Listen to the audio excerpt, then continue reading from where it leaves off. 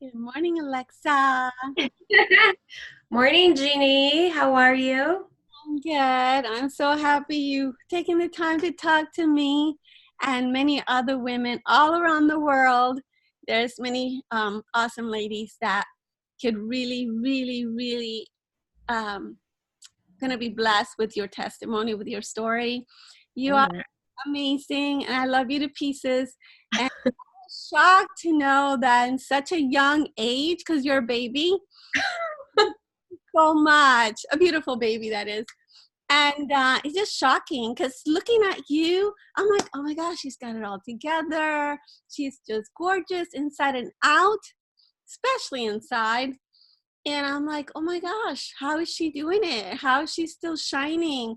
And again, I was just shocked, really, honestly shocked when you share your story with me. And I want you to just be the light. And I want to share the gift that you are to me to others. I can't be selfish. I want you all to myself. So I'm gonna share you with all these awesome ladies that can really have hopefully some light to their sadness. So tell me about your experience with divorce. Well, Jeannie, first up, thank you for inviting me and trusting me with this community. It's definitely a blessing to me to be able to be a blessing to others. Um, Divorce, that's a big word. We call it the D word. That's why we don't even say it. We call it the D word because it's such a normal thing, quote unquote, right now, but it's a taboo at the same time. Like nobody wants to talk about it. Um, I am 35 years old and I have been divorced twice before. And I could actually say three times because I have a daughter and she was born from it was not a marriage, but we were together for a long time. So it could, quote unquote, be considered one. So when I started dating back in the day, like a long time ago, I know that I started dating because of a very big mistake, which I didn't realize at that time. It was because I was lonely. I started dating because I was lonely, and I started falling for guys really almost for just anyone out there that would tell me, "Oh, you're pretty," or would make me feel good.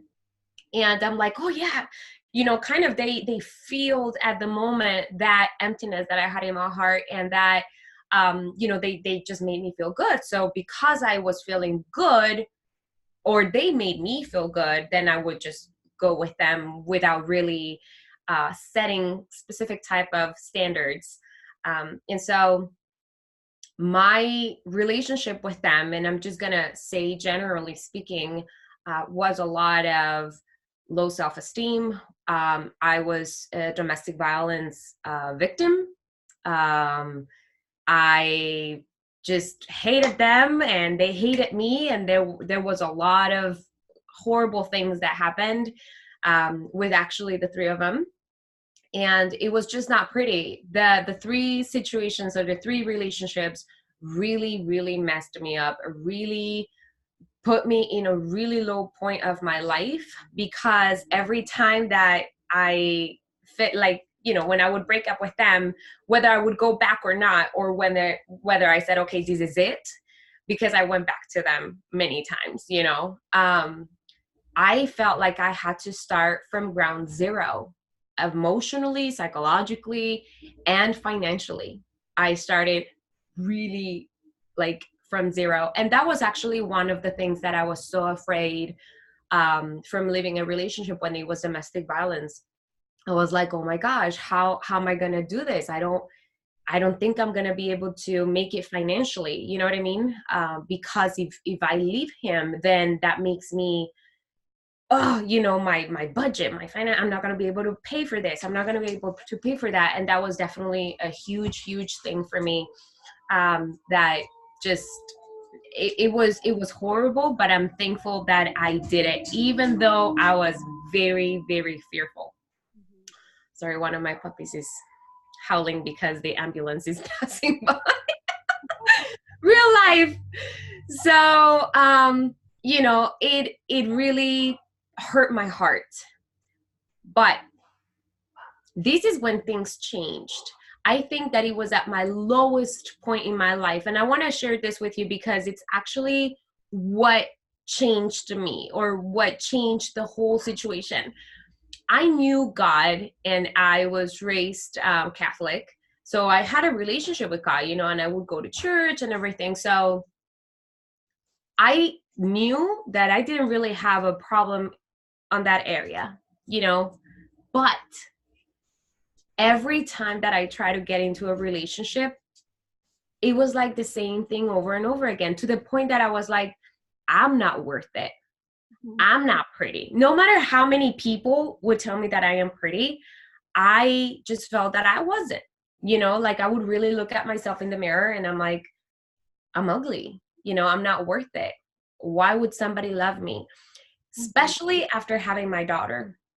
And this is something I want to really be open about, because there is like this thing of being a single mom, that we love our children, but at the same time, somehow society sees single moms as, oh, well, you have a baggage. So, I don't think that you're worth having this other guy that doesn't have kids, or you're not too worth it because you have a baggage. You have this sack of potatoes that you're carrying, and like baby daddy and like all that stuff. That made my self-esteem go like psh, kind of explosive type of thing.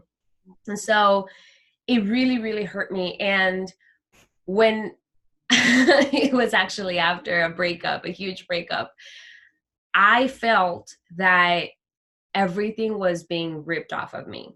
Wow. I was having such a hard time at work. I was about to be fired, basically, because of all my problems. I was a single mom. My relationship with my ex-boyfriend, it was not working. Financially speaking, I was not, like, things were just like, it was, and it was at that time that I just didn't have anything else. And I got on my knees and I cried out to God. And I said, what else are you going to take away from me? Like, what else do you need? What else, like, do you want from me? And I was so mad at God.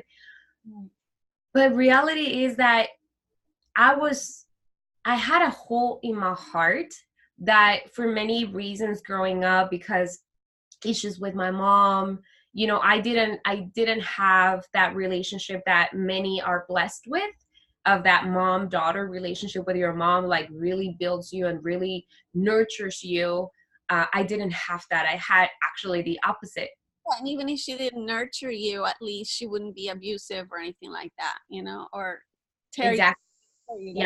Yeah, I had a really bad relationship with my mom growing up, and actually, I love her to death, and I wanna say that I love her and I have forgiven her.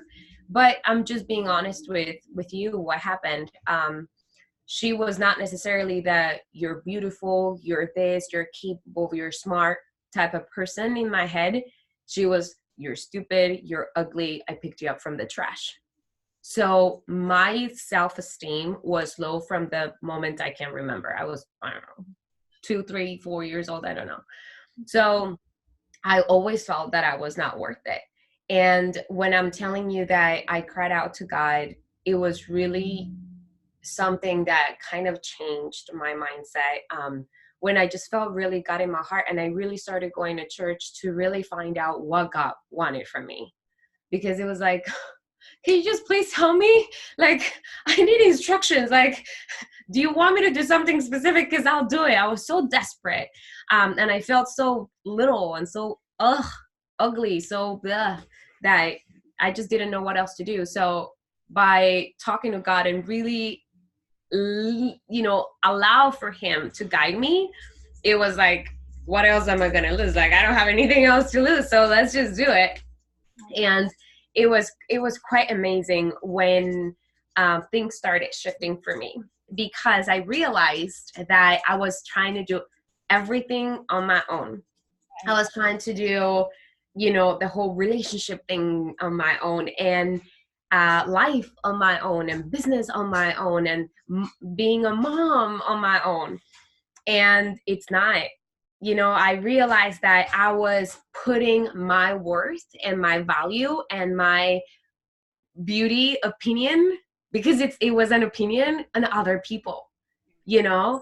And I realized that no matter what, I should focus on what who created me says. Like, you know, Apple. Let's think about Apple, the company Apple. They are so proud of every single one of their products. They will never say, oh, you know, I created that computer and it just sucks. It's so awful. You know, if they ever think that, believe me, they will never put it out there to be sold. Right. And so if that is like a company like Apple, imagine how proud God is with us, that we are his creation. You know, he's so like, my God, you're so beautiful. And like, I can just imagine him being like the daddy, like, oh, I just want to bite you and eat you because you're so, you know what I mean? Like, oh my gosh, I'm going to cry. But it has really changed my mindset. So like, if I put 10 people in front of me and I ask each one of them, do you think I'm beautiful? Do you think I'm beautiful? Do you think I'm beautiful? Many are going to say, yes, I actually think you're beautiful. And that's their opinion. And they may be actually true telling me that.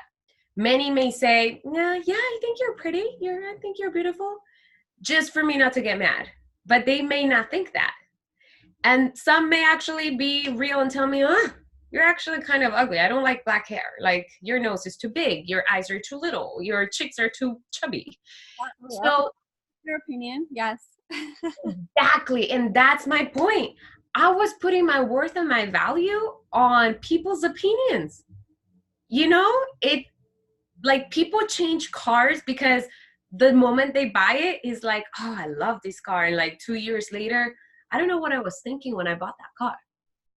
So, you know, that's what happens in fashion. That's a great point, because because we're looking down for people's opinion, down for people, down for, hey, how are you going to support me? Hey, how are you going to love me? Hey, how are you going to take care of me? When you got on your knees and you cried out to God, you're shifted from here to here. Now you're Yep. up. You're looking to God. I know you love me. I know you think I'm awesome. I know you're crazy about me.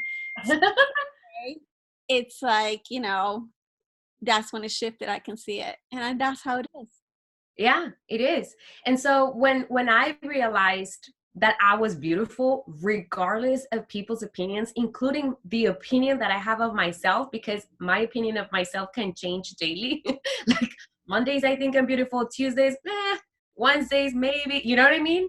It really depends. But God always thinks that I am beautiful, and God loves me every single day. So what I realized is that hole that I had in my heart was God.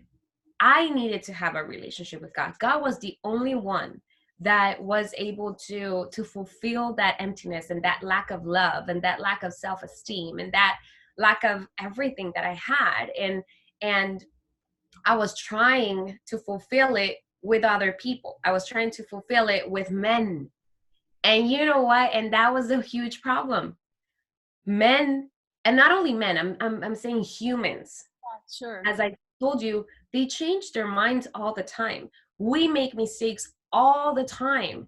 So if we are relying on our beauty, we are relying on our worth, we're relying on our value based on other people, we're doomed, because nothing is going to happen. We're never going to be able to fulfill that emptiness. And that's another thing that, you know, if I know that for like, after all my divorces and breakups, it was hard for me to trust people. But I needed to realize two things. One, I'm a human. And if I look at myself, how many mistakes I've done. Like, I've made so many mistakes. Like, I lost count. I'm 35 and I don't know, probably 365 per day, like I'm sorry, per year, you know, like at least one mistake a day. So do the math, 35 years. I don't know. I've made so many mistakes, and I know that I don't go out to the world and like I wake up and say I'm going to make somebody's life miserable today. No, but I'm pretty sure I've done it at some point in time, and I feel bad about it. But if that other person that got hurt because of XYZ that I did is going to like, you know what, I'm not worth it because Alexa just did this to me. You know, I made a mistake. So what's going to happen to their life? And the same thing, like, I am pretty sure, Ginny, probably I have let you down. I don't know. Probably I have let you down at some point in time. And we are all going to let somebody down. We're all going to make mistakes at some point in time. So if we don't allow to trust people, then we're just going to live in this bubble by ourselves, lonely, that is really going to suck. Because you need to allow, you need to give grace to other people the same way that when you make mistakes yourself, you would like for people to have grace with you. You would like for people to be like, I know you made a mistake and I forgive you. You know, it's all right. Or instead, like, crucify you for the rest of your life and blah, blah, blah. You know, like, I'm done with you. No, we all want to be forgiven when we make mistakes. And thank you for bringing that up, you know, because trust is a big deal for the process. And this is why it's so important to surround yourself with amazing women or people that are going to, you know, sort of like you freak out in the love zone kind of thing. You know, like for me, you said that maybe you've let me down, but see, I am in a, and you are too, we want to learn for what happens to us. We're in a position where we're alert to what's happening and what we go through. Like, to me, when something offends me or has the potential for offense, I've learned, because I love learning, that I need to come to it, not get away from it, because offenses build fences. So when you become offended, it's going to build a fence, because if I allow something, you know, my expectation, oh, Alexa should have done this. Well, then you know what? I get offended, and what happens? We build a fence. And now I'm not talking to Alexa anymore. I'm not talking to my mother anymore. I'm not talking to my father anymore. There goes my sister. So I am not going to build a fence. If there's an offense, I need to look at it like, you know what? I need to give it to God. Mm-hmm. Move my feelings of that to healing. Like, I need to heal, because it's not just you. It's not just the neighbor. It could be the garbage man. The postman didn't put the letter in the right spot. You know, I don't know, but I don't want to live like that. Do you want to live like that? No. No. Yeah. I know that you are someone that, you know, because I will very well, like, I agree with you. I might say the wrong thing. I might offend, but I know that the people around me, like you, or, you know, are going to pray over me. And that, you know, my heart, I didn't mean to say it that way. Yes, And I exactly. run to that like, oh, well, Jeannie, blah, blah, blah. Or I'm like, Alexa. No, it's like, you know what? I'm going through a hard time right now, and it's definitely not about me, and I'm going to pray for you. Yep. And you know what? You said something so important that I think that it is the number one problem in divorce. And that's why divorce starts. Expectations. Yeah. So when we come, and see, this is so funny, because when we get married, the day we get married, we don't go to the altar or to the court, whatever you got married. You don't say your vows saying, I expect you to love me. I expect you to not lie to me. I expect you to blah, blah, blah. And I'll say, I'll do if you follow these rules, these expectations that I have from you. Nobody, For me. yeah, nobody has ever done that in history that I know of. We always go to the altar, to the court, to the judge, whatever, saying, I promise that I will do this for you. We go into the altar, we go into the moment of getting married saying what we will do for that person. Yeah. We don't say, I expect you to. I am doing this for you. And it's not a conditional vow. We don't say, I promise I'll love you, I promise I'll protect you. If you, no. We go in there. But the moment we say, I do, here you go, the ring, we, home, honeymoon, then those vows, something happens, like, pixie dust, and they come from vows to expectations. No, you didn't say that. You are supposed to do, and we get this attitude of, what are you doing for me? No. If we go and we actually do marriage, doing what we said we were going to do, regardless of what the other person is doing. Now, I'm going to say this, domestic violence is never good. So if you are in a moment of domestic violence, if there is, physical something or emotional or something like that, please definitely seek help. But, there are so many like small things that now I'm married again. This is my my forever marriage, and the D word is never mentioned. We don't mention it because it's the D word. There are so many times that my husband, I'm like, oh, are you serious? And that sometimes I'm like, oh, I wish I was not married to him. And I'm like, no, I came into this marriage wanting to love him, wanting to serve him, regardless if he serves me or not. And there is something about men that they can only do one thing at a time. They can only think about one thing at a time. I don't know. And that drives me crazy. And I think many women go through that because we're like, why can't you do 2 or 3 things at a time? I'm doing it. But that is one of the things that we just need to understand as women.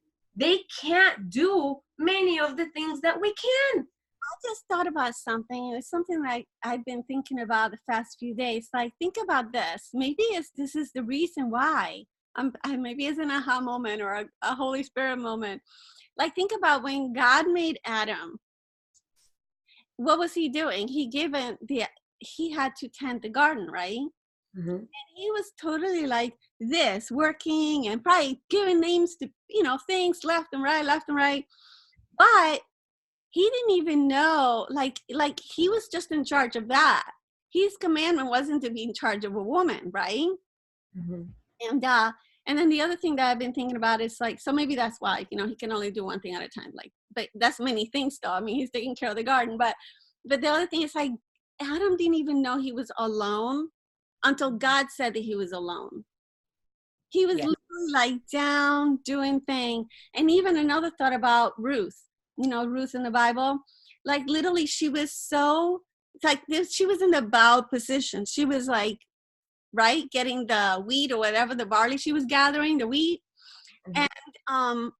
And she wasn't focused on a man. She wasn't like, oh, is this the one or is this the one? Or, she was just so down doing her mission that God brought that to her, and God he knew that Adam needed help. So he sent the woman. So I think that, through your process and through my process, that we are so into like white knuckling and doing it ourselves and we can do it. And we're just not really focused on God. And the key is to really, it's that simple, focus on him, and he will bring that person to us. And he will, like, you were in that position when you met your husband, correct? Yes, actually, when I had this whole like moment of God telling me the whole that you're trying to fulfill with men, it's not right. That's why it never works, because it's like one of those kids' toys that it has like the shapes, and you're trying to put like a square inside like the circle hole, and like it doesn't work, and you're like trying to smash it. It doesn't work because it's not the right thing to fulfill it with.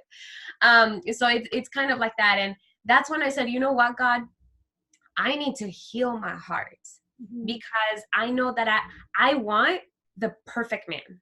I want the perfect man. And I know that you know where he is and what he's doing. And I don't know him. But in order for me to want and deserve really the perfect man, wouldn't it be fair that I would be the perfect woman? Mhm. Because it's kind of unfair that he brings me this perfect man that is going to love me and everything. And I'm a messed up woman that has like traumas and like things in my heart that need to be healed. Uh, so I said, for me to have this perfect man, I will become the perfect woman. Now, I'm not talking about like superwoman, like, no, I'm talking about the perfect woman for that man. Okay. So I knew that I needed to heal many wounds in my heart from past things, from my mom, from, previous relationships, from all that. And for me to actually feel that I am worth it, that I'm whole, that I didn't need my other half to fulfill my 50%, that I was 100% with God. I did not need a man for me to be happy. When I realized that and I became like, that Ruth, basically, I was so focused on God. I was so focused on my daughter. I was so focused on trying to live a life that God wanted for me. And I said, I'm not going to look for a man. Like, whenever you have healed my heart, whenever you think I'm ready, you figure it out. I don't know what you're going to do, but you're going to figure it out, because I'm done looking for men. And I went through a season where God was healing my heart. And it was funny because at that moment was when God brought me my husband. And my husband, when we talked about it, my husband had been going through a season of healing at the same time that I was going through a season of healing too. So God was actually healing us both without knowing each other at the same time. So we could come together and actually be, for me, I am the perfect woman for my husband, and he's the perfect man for me.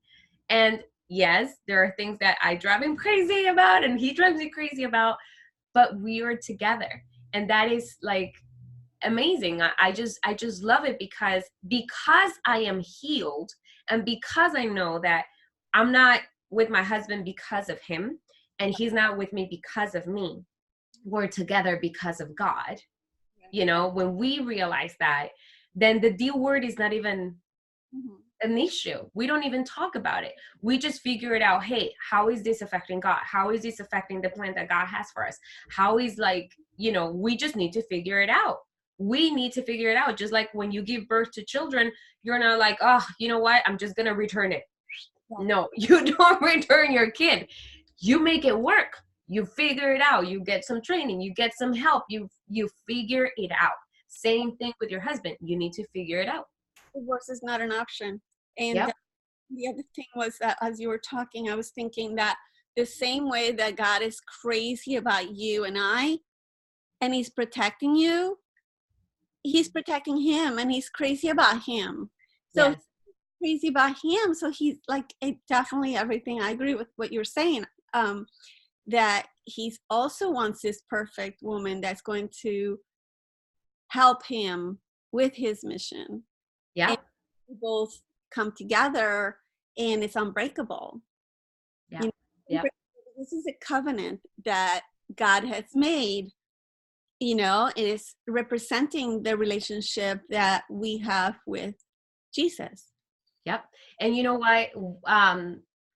Prayer and communication with God has become so important for everything. And I'll explain to you why. Prayer is not about, oh, I'm supposed to be praying. Okay, Father, da, da, da, thank you, amen. And then I go on with my day. When I argue with my husband, and this is like a tip, when I argue with my husband, fighting against him is so pointless, because when a guy gets something on their head, is like, they don't hear, they don't see, they don't nothing, they're stuck on their ways. So I am like yelling at him and fighting with him, and all that stuff is just wasting time and getting me upset. So for those of you who have 2 children or more, when 2 of your kids fight about something, one comes running to you, right? Telling you, mommy, my brother, whoever, like, and they're fighting. What do you do as a parent? Do you like kick the other kid out? No. You're like, what did you do? And you listen to both. What did you do? Why didn't you like do this for your sister? You need to help your sister. You do. And then the parent becomes kind of the mediator and makes them, have peace again. That's what a parent does. And we're human, so we make mistakes. So imagine what God does. So when I argue with my husband, I'm like, whatever. So I talked to my daddy. I talked to God, and I complain. I tell him, you know what? Your kid here, your son right there, is doing this and that and that, and I'm mad at him because this and this and that. So figure it out, fix it, talk to him, get him in timeout, whatever you need to do. And it's so funny because he does. He doesn't listen. This is very important. He doesn't do what I tell him to do, because God is not my machine. God is not my Amazon Echo Alexa thing. He's not. Okay, like turn on the lights. No, God is not that. But God sees what's best for us both, for our hearts. So usually he also talks to my heart. I was going to say that. He might say, wait a minute, it's you, girl. Yeah. He talks to my heart, and he's like, let me talk to you first, and then I'll talk to him. So, and I have to be open and willing to. But also when I was by myself, you know, when I had not met my husband, I prayed to him a lot. And I said, even I again, I didn't know my husband. I said, whoever you have for me, please bless his day. Help him have a better day today. Help him in his job, whatever his job is. Help him with his family. Help him, you know, XYZ. What a beautiful thing that you're praying for that person that you don't know, but you know by faith that God has for you, while your heart is still in the process of healing. Yes, that's good. I actually have written letters too. Oh, that's beautiful. Yeah, so that's a good thing. But I don't know if this thing is going to kick us out, but this is really good. I wanted to someday, you know, I want to talk about, because I know you're very centered and you are married. You are what a lot of us pray for. And I know that, you know, I wanted to get your opinion about, you know, the marriage and all that stuff. But Definitely. what else you wanted to add on to before we finish? Well, my last thought and just my heart to you guys is, don't look for happiness in anyone.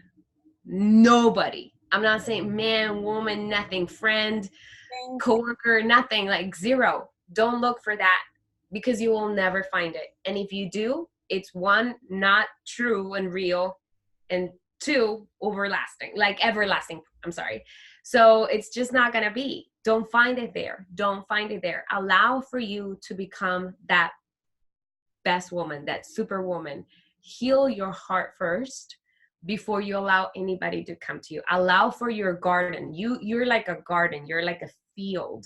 So allow for you to have like a beautiful field of, like a beautiful garden, roses and everything, and so nice that when he comes, it's just a beautiful thing. But if you're not, and nobody's going to be able to do that, because we are all, every single human is in the same level and in the same level of God, you know? So allow for your heart to be healed, so that you can be happy, and your happiness will never go away just because a guy left you or because you broke up with a guy. You're going to continue being happy, because your happiness is not determined on anyone. Yes, that is good. That's good. Well, I love you, girl. Love you too, Jeannie. Thank you so much. Yes, and I'll talk to you later. Okay, love. Bye-bye.